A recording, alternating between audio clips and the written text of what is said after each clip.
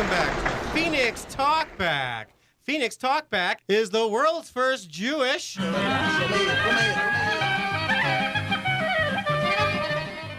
Chicano radio show.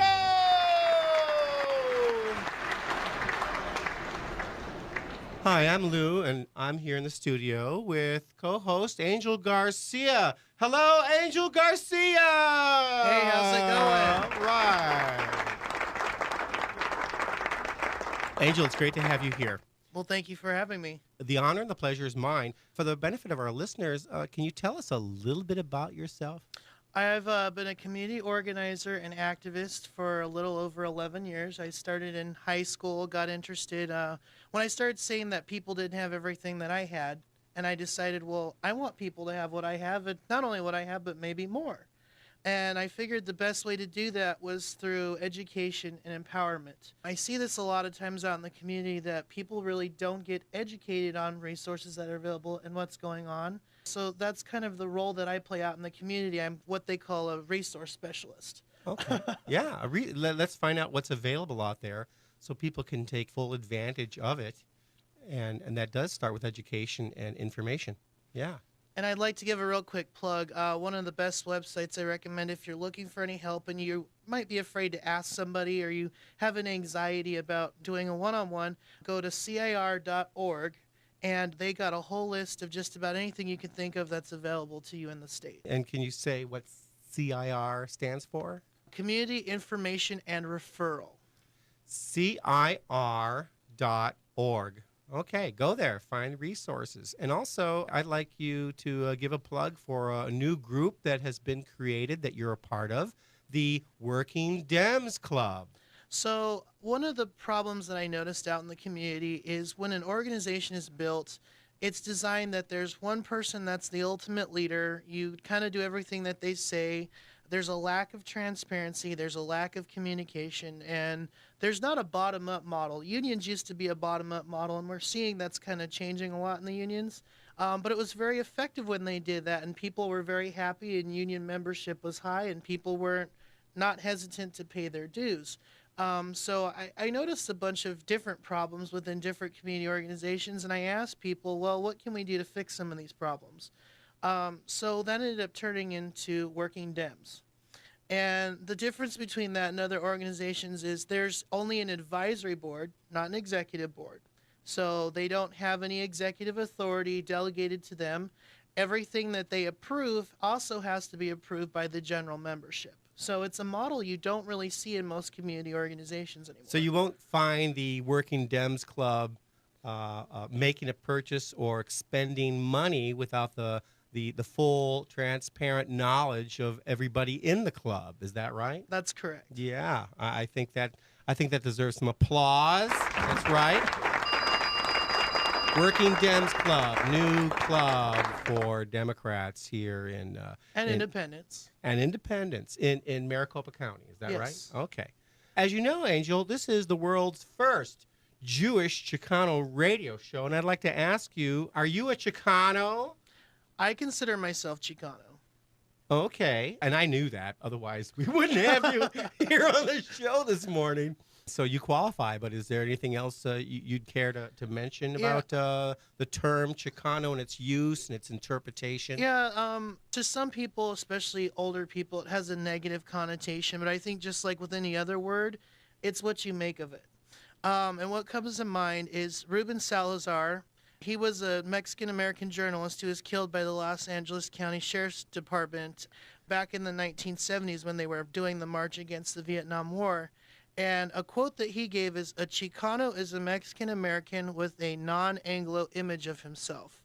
I have a problem with that because I happen to be half white. So to me, a Chicano is just somebody who can identify themselves as Mexican and American. Right, and here in the Southwest, we've got a lot of Chicanos, a lot of Mexican Americans. I believe that Mexican Americans make up 64% of all of those who can be considered Hispanic or Latino.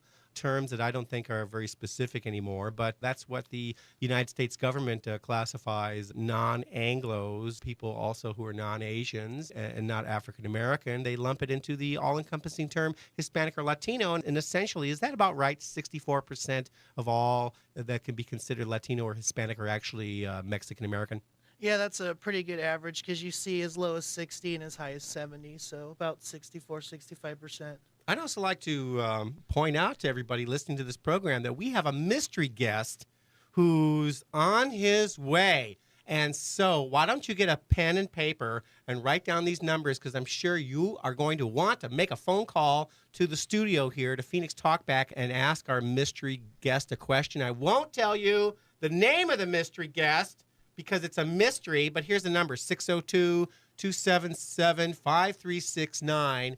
And if you're outside of the 602 area code, please, you can call 1-866-536-1100. Again, that's 602-277-5369 or 1-866-536-1100. And, Angel, I take it that you are in favor of comprehensive immigration reform. I am. I know you are.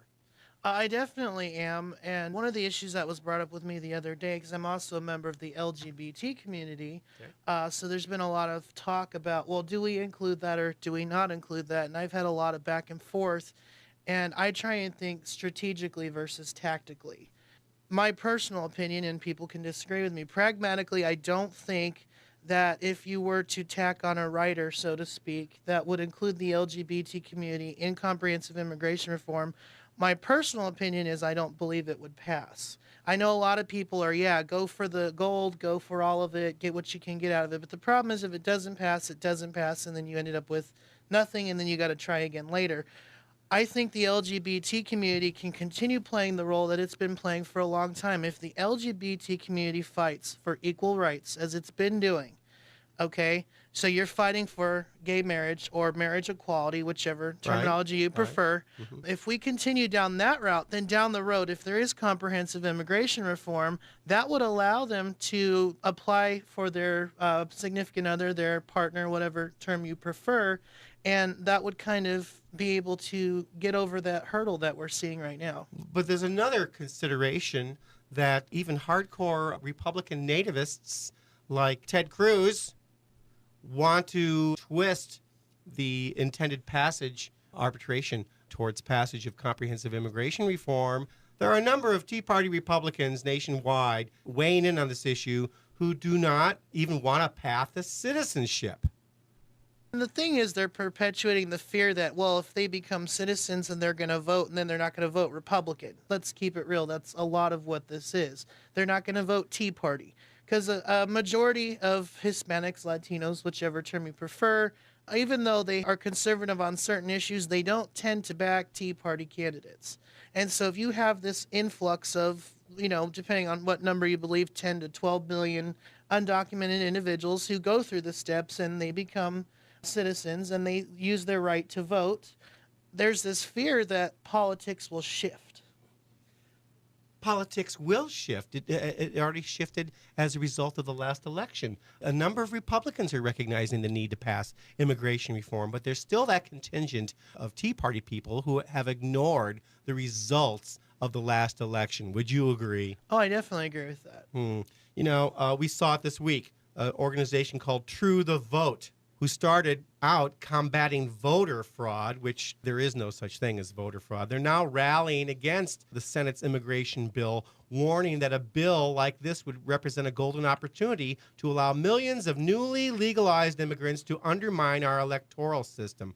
I mean, talk about a disconnect here. They can't avoid it. And this kind of negative rhetoric is not really going to reinstill a level of integrity and believability in the Republican Party. Here's something else that happened this last week. Is Jason Richwine, a PhD from Harvard in 2009. He quit the Heritage Foundation because it was uncovered that his dissertation, IQ and Immigration Policy, proposed the idea that Latinos have a lower IQ genetically. And I've never heard of anything so outlandish and ridiculous in my entire life. Have you?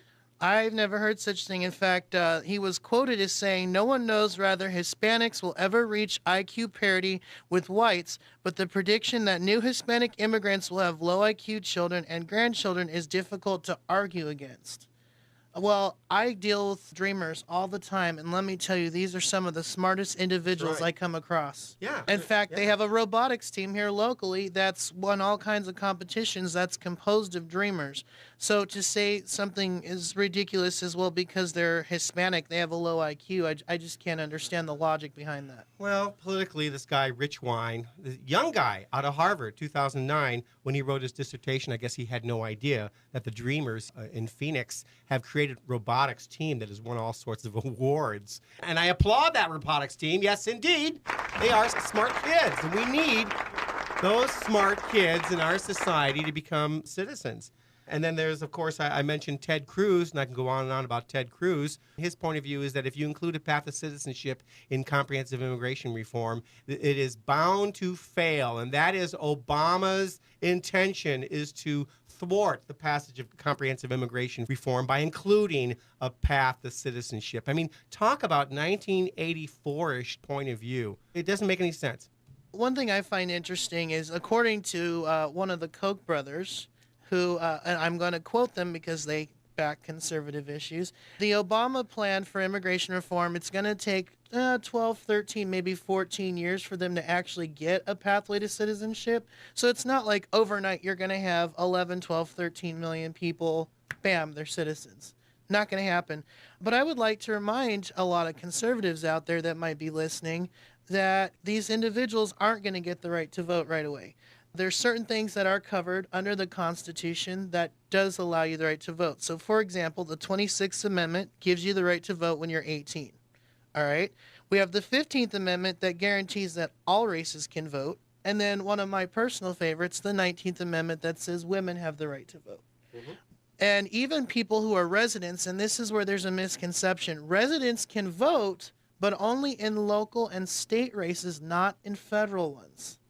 So that needs to be understood and clarified, that there's so many people that are afraid, well, all these undocumented people, well, it's not the undocumented. Now we're talking about the residents, the people that have done it legally. The residents can only vote in state and local level elections because there's a little checkbox there that you're telling them that I guarantee that I'm a citizen if I'm voting in a federal election. Okay, well, I wonder who that is. Hello, who's there? Hi, this is Guy in Phoenix. Sky, your name is Sky? G-U-Y. G-U. Hey, Guy, what do you say?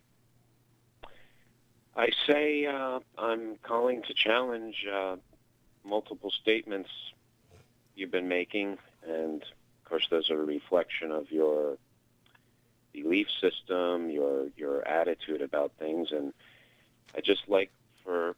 Well, I'd like to hear your attitude. Go right ahead, Guy. Well, it'd be good for all of us to strike a good balance in our beliefs, our philosophy, and our attitude. It's interesting to hear you and how you're characterizing some people and how they see things, but you see yourselves as all good to go. Guy, I'd like you to get right to the point. What are you contesting? First of all, the point about immigration and the person you said who resigned from the Heritage Foundation. Yes, Jason Richwine, who believes that Latinos are just naturally, genetically inferior in intelligence. And where are you seeing him say that? I was under the impression that his dissertation was basically that he said that empirical research comparing IQs of native-born American population with that of immigrant groups, and the Hispanic population was also broken out, and he just explored the causes of an immigrant IQ deficit that appears to persist among Hispanic immigrants to the U.S. through several generations. And why do you think he recently resigned after it was revealed that this dissertation was in existence? And Heritage Foundation is trying to distance themselves from this Jason Richwine. Well, I think that's a mischaracterization. I'd like to repeat the quote for you from the policy. Washington Post. It says, "No one knows whether Hispanics will ever reach IQ parity with whites, but the prediction that new Hispanic immigrants will have low IQ children and grandchildren is difficult to argue against." Well, it says the thesis analyzes social policy consequences of these findings and uses a model of the labor market to show how immigrant IQ affects the economic surplus accruing to natives and the wage impact on low-skilled natives. I'd like to remind you the same And if you see attitude. who was on his dissertation committee, I mean, those are people on the left, too, and they have... Jason, I can care less who is on his dissertation committee. I can care less. But the All right, same let's move attitude on was to- also in existence. The same attitude was also in existence towards the Emancipation Proclamation, because there were a number of people in this country who believed that African Americans or black Why people. are you taking someone who's just making a basic statement, giving it an academic study, and taking it and making it into something else? I mean, why are you even going into the Emancipation Proclamation and slavery and all that? I mean, that person would never try to associate that with all he's studying. I'm in his sorry. dissertation. History repeats itself if we do not study, if we do not talk about it. Actually, there's another of thing course. I'd like to point out from that article. His exact wording is, "The average IQ of immigrants in the United States is substantially lower than that of the white native population." And therefore what? The white native population. I didn't know there was a white native population. But you've got to, like, you're, I mean, so what? He's just using native because But that's why where they is were he born. comparing only white natives? There's a lot of natives from a bunch of different ethnicities that are born here. So why separate that way if you're talking about immigrants versus the average American? Because here's another way to understand and appreciate what he's saying here. That would be just like if you saw an LGBT study, and for some of the subject matter, there was the LGBT demographic was singled out, just as an objective observation analysis of something about that demographic. So why not compare Hispanics in the United States to Hispanics coming from other places, or Africans coming from Africa and African Americans? Why say I'm comparing you to, basically, the exact wording is white native population? I think if you check out the whole dissertation, you'd see that there were multiple comparisons of multiple demographics, and they're just being targeted. They're just some people are taking out some of them in isolation without seeing the overall dissertation. But anyway, let's move on to another topic about real illegal quickly, immigration. because we want to take another phone call. Go ahead, Guy. All right. Why do you think, do you think that there's maybe some coincidence between the Hispanic population who are for illegal immigration, basically trying to change the system? There's a system in place, and when people say it's broken, I believe there's opportunities to upgrade it and to improve it. But it's the people who get here illegally are the ones breaking the system. And why are these proud Hispanics moving to the United States, some of them illegally, and trying to transform the United States and its Constitution and its laws?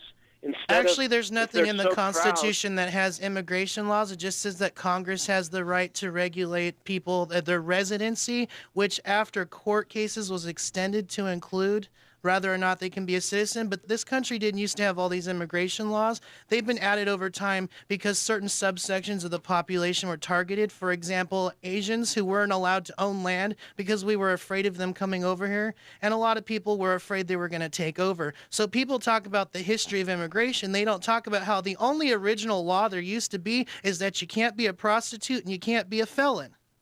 And we just went from there and we kept adding. So Yeah, but why are these people trying to transform the laws of the United States into something else? Who are these people? These You proud talk about us Hispanics. generalizing These proud people. Who are these Hispanics. people? I'm just saying. I'm a proud there's Hispanic, double and I'm not standard advocating for that. there's a double standard here that these proud Hispanics, instead of getting their own nation's act together in Mexico, they're trying to Why just Mexico? move We to come the from United all over the States place. and Immigrants change come the from all United over. States. And it's a downgrading. Also, this thing about marriage equality, marriage is only the union of one man and one woman. Oh, okay. Thank you. Thank you very much, Guy, for calling in. Access denied. All right. Thank you so much for calling in. No, I'm sorry.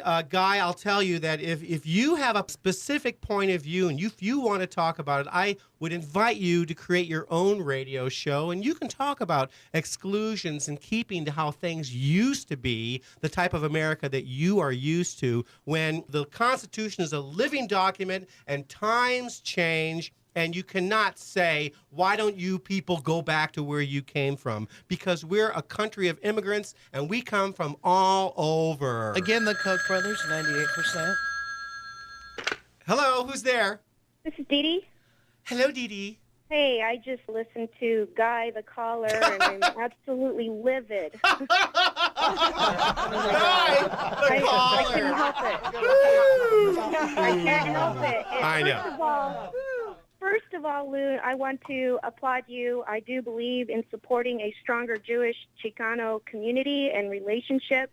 And second of all, this man by the name of Guy, I know he's listening, believes that Mexican Americans or Latinos support some sort of illegal immigration. We're all in support of legal immigration. And we even hear people like Russell Pierce and Joe Arpaio who confess that the immigration system is broken, but their method of fixing it is booting everybody out, which is unreasonable. I can't understand why a guy like that will call in to support the genetic argument that some humans are subpar with intelligence when we have to consider many different factors. This guy is basically supporting a eugenicist, and this is no different than how the Nazis operated because they believe that Jews were subpar humans too. Right, and not only that, enforcement-only initiatives promote a situation that emulates the failed days of the Prohibition days, which serves only to encourage the underground labor market. Wherefore, legal immigration. Our government needs the additional tax revenues anyway that new immigrants generate in order to sustain the burgeoning entitled programs baby boomers require as they continue to retire.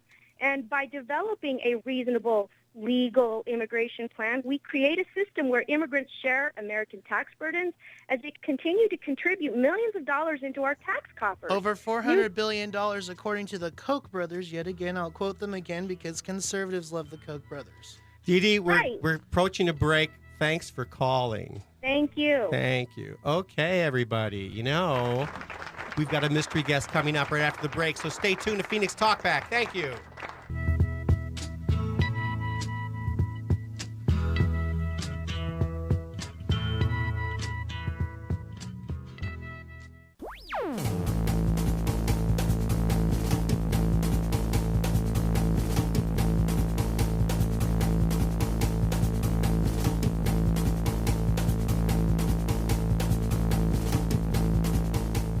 Okay, we've got our mystery guest in the studio. And want to guess who it is, anybody? You want to guess who it is? Let me tell you who it is. It is Arizona Senator Steve Gallardo of the current Arizona legislature. Yay! Thank you. Thank you. Hello, Honorable State Senator Steve Gallardo. So how are you today? I'm doing good. We're working real, I guess you can say, fast, but we're to a point there at the legislative session that we're down to only 3 days a week. There's very few bills left. The big question, of course, is Medicaid expansion and, of course, our state budget, which is always the 300 or 800-pound gorilla that sits there at the legislature. So is Governor Jan Brewer correct to insist that these two things get done? She's making it seem as though she's giving directions to the legislator to finish up this work. I'm not going to sign any other bills, she said, until Medicaid expansion and the budget. Let's not forget, the governor came out early on in the legislative session and said that she would not sign any bills until Medicaid expansion came to her desk. And she put out a little test out there and said, I will not sign any bills. I will start vetoing bills if I don't get Medicaid expansion. Well, they wanted to see if she was bluffing, and she was, because what happened is she started signing bills.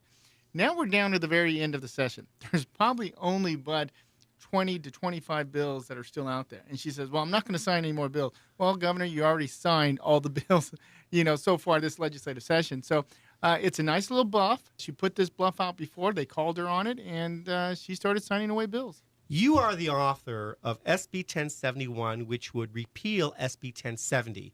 And I am to understand that legislature also presented to the governor, or maybe you can tell me where this is, SB 1075. You ever heard of that, Angel, SB 1075? Honestly, I don't know a whole lot about it. And which would make it a crime to transport anyone who's not documented. So did she sign that, or? Oh, yeah. I think, she's signing away these bills like no other. Now, it's interesting. She's now come out and says, I'm not going to sign any more bills until she receives a budget along with Medicaid expansion. But, she should have held on to her little challenge, I guess, beginning of the session, where she said, you know what, don't send me any bills until I get the budget and Medicaid expansion. Because they called her on that bluff, and she started signing away. But this past week, our illustrious Attorney General, who's under investigation by the FBI for campaign violations and coordinating with his PAC, along with Kathleen Wynne, and when he was visiting his girlfriend, isn't Tom Horne married? He was visiting his girlfriend. I guess there was a fender bender, and he paid off that fine. And as soon as he paid off that fine, Tom Horne is our state's top law enforcement officer, which is really quite the contradiction, who got a traffic ticket while being under the watchful eye of the FBI, who were looking for him with regards to campaign violations. After he pled no contest and paid his fine, you called for his impeachment. Yes, we got to look at what Tom Horne has done to the Attorney General's office. He has turned that office upside down. He will go down as probably the worst Attorney General this state has ever had. This office has lost so much credibility because of the leadership of Tom Horne. He has literally made it a laughing joke throughout the state of Arizona and through the legal community. There's no credibility there because of Tom Horne.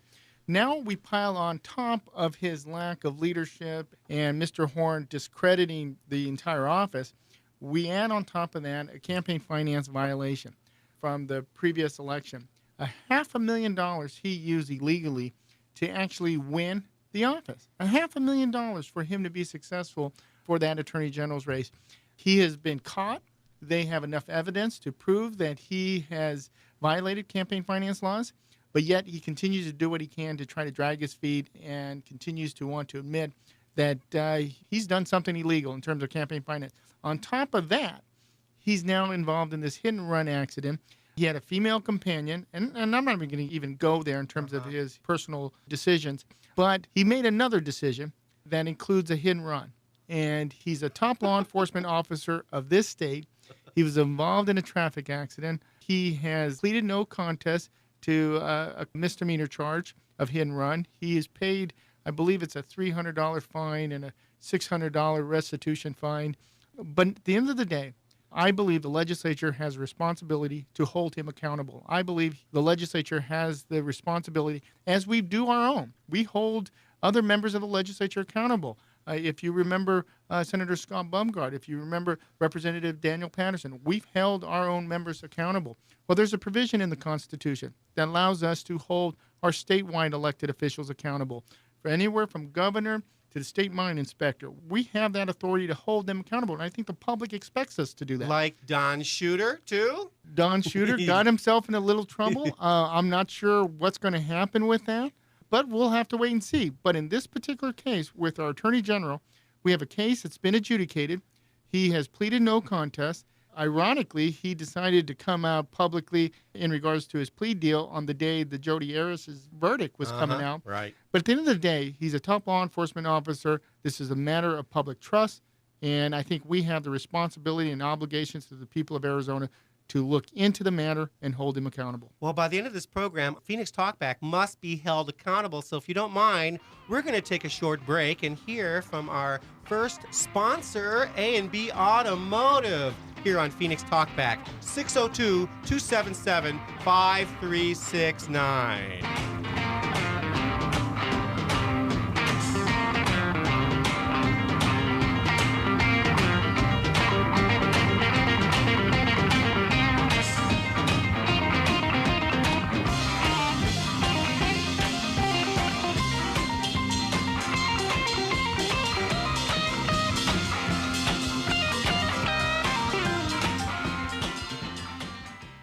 Is this your car? Or is this your car? The ASE certified mechanics at A&B Automotive have the expertise to make your car sound like this. You can rely on A&B Automotive to keep you safe on the road. Go see them at 1235 East Dunlap in Phoenix, Arizona, or call them at 602-906-9579. Se habla español. They're also on the web at abautomotiveaz.com. A&B Automotive, 1235 East Dunlap in Phoenix, 602-906-9579. Because you don't want your car to sound like this. You want it to sound like this. A&B Automotive, 602-906-9579. Tell them Phoenix Talkback sent you. Do you have a business or a message you would like to promote? Phoenix Talkback would like to help you. Phoenix Talkback is now available to you to help you tell the world whatever they need to know. When you advertise on Phoenix Talkback, not only will your message be heard on the radio, it will also be heard on the internet for as long as there is an internet, and we think that will be for a very long time. Our creative sound engineers will craft a custom-made, memorable image people will hear about your product or your message. Try us! Try Phoenix Talkback for your advertising needs. Right now, we're new and we're pretty inexpensive. So this is a golden opportunity for you to reach out to the growing number of listeners who are tuning into Phoenix Talkback. Call us at 602-910-4568. That's 602-910-4568 to get with our program and reach all the listeners. They're waiting for you. A&B Automotive is your local auto care center, trusted with your vehicle since 1995. They are your local service center for light trucks, domestic, and foreign vehicles. Their experience ensures that your vehicle is well maintained all year round. It's the small repairs that prevent costly breakdowns, and you can trust A&B Automotive ASE certified expertise in everything from oil changes, tune-ups and brakes, to drivetrain and engine repairs. It's what they do to make your vehicle reliable when you need it most. Go see A&B Automotive at 1235 East Dunlap in Phoenix, Arizona, or call them at 602-906-9579. Se habla español. They're also on the web at abautomotiveaz.com. That's A&B Automotive, 1235 East Dunlap in Phoenix, 602-906-9579.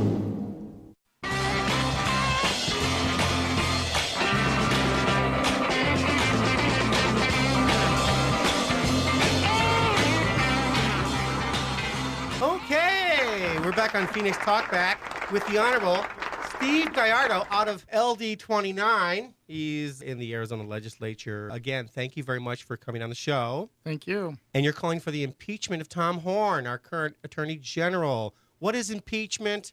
Can we censor him? What do you say? Keep in mind, this is an area in our Constitution that gives the authority over the legislature to hold statewide officials and other elected officials accountable. We have similar rules in both the House and the Senate with ethics hearings. When someone does something that is illegal or whatever the case is, it allows us to have ethics hearings and be able to punish that particular member. Would that be along the lines of what you did with Bungard? Kind of, yeah, exactly. I mean, Senator Scott Bumgard was involved in the domestic violence situation. We held him accountable. We had ethics hearings. We had this discussion, and he later resigned because of the result of it. But the impeachment is a special power that the legislature has to hold statewide officials accountable. We don't have an ethics hearing for statewide officials, but we can have impeachment hearings. It starts off in the House of Representatives where they actually have a hearing. They have a discussion. What did he do wrong? What was illegal about it? should he be held accountable and what type of a punishment? If the House of Representatives decide that there is some wrongdoing, he did do something illegal, they can draft up what they call articles of impeachment, and then it comes over to the Senate, and the Senate would have a full hearing. It would be chaired by the Chief Justice of the state Supreme Court, and we would decide if whatever penalty, it can be as high as removal of office, it can be a censure, it can be perhaps maybe nothing. Maybe there's not much to it. But for us not to have this discussion is just sweeping it underneath the carpet, and I don't think we're doing our job when we're not holding and our we're not statewide officials accountable. We're not talking about the traffic violation. We're talking about the campaign violation, right? What did you say earlier? $500,000 advantage through coordination with someone he should not have communicated with? Both. I actually think it's both. I believe it's not only the campaign finance violation, but the actual traffic. We're not talking a simple traffic violation where you get pulled over and you receive a citation and you go and you pay your fine. We're not talking about that. He was involved in an accident, over $1,000 worth of damage, and he decided to take off. He decided to take off, not call authorities, not call the owner of the vehicle, but to take off. Anyone else would have been arrested and thrown in jail, but unfortunately the Attorney General just got a slap on the wrist and a $300 fine. Is this the same man that campaigned on that whole rule of law thing? I mean, am I getting that right? No, exactly. Here's the state attorney general who pushed strongly for Senate Bill 1070 under the notion of the rule of law. We have the same attorney general that pushed the ban on ethnic studies in southern Arizona because of the rule of law. Attorney General Tom Horne should live by the same laws in which he's required to enforce. And when you do a hit and run, you go to jail. And unfortunately, Attorney General Tom Horne didn't do it. This is a matter of public trust. And I think we have the responsibility to hold him accountable. I'd also like to add that Phoenix Talkback is the world's first Jewish-Chicano radio show. Tom Horne is Jewish, but I disown him entirely. I am ashamed that Tom Horne is Jewish and someone that we have to talk about today. Shame on you, Tom Horne. Shame on you. Hello, you're on Phoenix Talkback. Who's this? This is Viva. Shalom. Buenos dias. Hello, Viva! And in the studio with us is the Honorable Arizona State Senator Steve Gallardo. Yes, Steve. How you doing? It's great to hear you on the show. Thank you. I'm having a great time listening to you guys. Angel, you're doing a great job. I'd just like to add what I read in the paper about Tom Horne, and I'd like to underline the history that this guy has as a career offender, a serial offender to our community ever since he was in the school district. He was trying to get people to stop speaking Spanish in the schools. And ever since then, he's done things that has been offensive to our community, and this may finally be the time. And Steve, I'm not surprised. I've known you a long time. I'm not surprised that you are the one bringing this out. I'm very proud of you, and I wish you all the luck, and I hope that we can follow this very closely. And if we can do anything to help you, you know the community is there for you. What we need is the community talking about it. We need the people of Arizona, the voters of Arizona, talking about it and calling their members of the legislature that this is something that has to be done. The way the Constitution is written, I cannot file the actual resolution to initiate the impeachment process. It has to come from someone elected in the House of Representatives. It can be someone from the public. It has to be a House member. So my suggestion is contact your House members and let them know that this is an important thing. And Republicans and Democrats should realize that we have an obligation to hold our own accountable as well as statewide. This is a case that's already been adjudicated. He's already been charged. He's pleaded no contest. Now it's time for us to do our job by looking into it. And for us not to want to look into it, that's just sweeping it under the rug. It's protecting someone who has violated state law, and we need to be able to hold them accountable. So I'd hope members of the legislature step up and file some type of grievance. He can't even go into a courtroom and argue in the Exchange Commission, right? Exactly. That's So if another He's our security Attorney General. And when one of the things that I would hope comes out of this whole misdemeanor no contest is an actual bar complaint. Someone needs to file a complaint with the state bar. I mean, we were able to have Andrew Thomas disbarred, and he was never charged with a crime, but his conduct violated the ethics of attorney and the state bar. and a complaint was filed, and he was able to be disbarred. We have someone that has violated state law, has been charged, has been pleaded no contest, and a bar complaint should be filed as well. Yeah. Very good. This is good. We keep our eyes on this thing. You're exactly right, Steve. And I can tell that people are listening, that the right people and the wrong people are listening due to some of these calls there. So you guys are doing a great job. Continue on. Lou, muscle tough. We'll talk Thank later. you very Thanks, much, Viva. And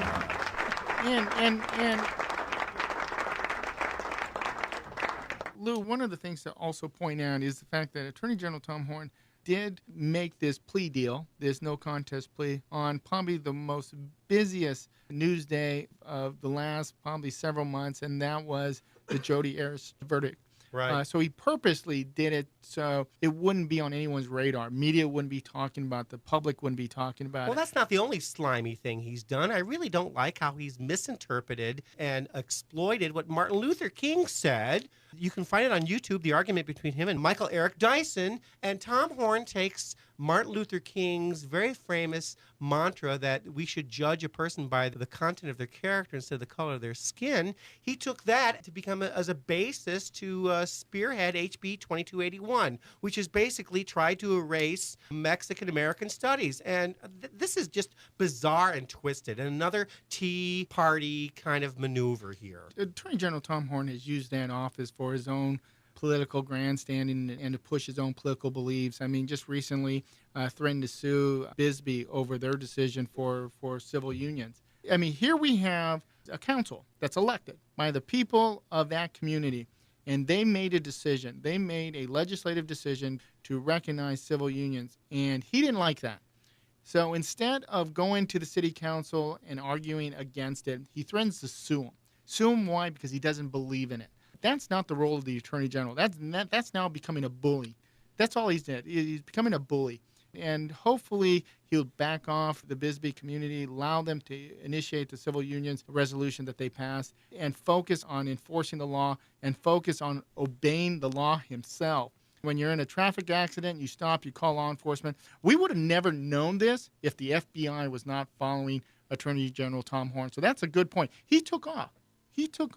With the intentions of no one will know what I'm doing. No one will know that I caused over $1,000 damage to this person's vehicle. And he did it with that assumption. But if it wasn't for the FBI following him, you and I would not be having this discussion. Through and through, the guy is dirty and underhanded. Yeah, I think almost anyone could do that job much, much better. So he wants to run for re-election. You are aware of that. He wants to run for governor. That was his first intentions. He wants to run for governor. I think he backed off a little bit about that. But I think right now, I mean, I don't know Tom Horne that well. I'm not part of his little kitchen cabinet, so I have no idea what he's going to do politically. But all the arrows are pointing that he's going to run for re-election for attorney general. And I think the voters are going to have their say. However, I think the legislature has the responsibility of holding Mr. Horne accountable. We have a job to do. I hope we do it. This is a matter of public trust. Can it be effective to impeach him? What would that do to his career? What would that do to his intention to run for re-election in any office? That I don't know, but put the politics aside. That should not be our actual mindset right now. We should not be worrying about 2014. We should be worrying about right now, 2013. He has violated state law, not only on the campaign finance side, but now on this misdemeanor charge. And I think we need to hold him accountable. And I think the public expects us to. But the idea of sweeping it underneath the rug is not something we should be doing. I know there's some members of the legislature that would want that. The Tea Party members would want us to just pretend it never happened. But I think it's upon all of us, the voters, the people of Arizona, to come out and say, wait a minute, we demand that our statewide elected officials are held accountable, and we do this through an impeachment hearing. It may not rise to the level of removal, but we'll never know unless we have this discussion and have this legislative hearing move forward. I agree. I'm just curious because I think part of your district goes into Glendale. Am I correct? Yes. Okay. Well, the really big thing in Glendale is the casino, or excuse me, the gaming resort, as they want to call it. I'm curious because Congressman Ed Pastor joined up with Trent Fanks, and he actually opposed the Tohono O'odham being allowed to put the gaming resort there. I was curious about your feelings, not only about the gaming resort itself, but how you feel about fellow Democrats teaming up with Republicans on that issue. First of all, let me go ahead and say this. I totally support the TOs in their efforts to move forward with having their casino in Glendale. I have met with both the Gila River Reservation as well as TOs, and I believe they should be able to have it. I mean, we may not agree with the process they went about, but they should have the ability to do so. I'm not going to speak on behalf of Congressman Pastor. That was his decision. I'm not sure how he came to this decision. However, I believe Glendale should back off on their actual lawsuits. Let this happen. It's going to happen, regardless of what some people think. It's going to happen. The question is when. I think we should save some of the taxpayers' money on many of these lawsuits and just go ahead and allow the process to move forward and allow the TOs to build their casino. We're down to just a couple minutes. I'm going to bring up some nouns. I'd like a one-sentence response if you can. Okay. Ted Cruz. Who's Ted Cruz? There you go. All right. Gun control. Must be done now. Mm-hmm. Immigration reform. Must be done even sooner. Very good. Thank you, Steve Gallardo, Arizona Senator, for being on today's Phoenix Talkback. And thank you, too, Angel. Thank you.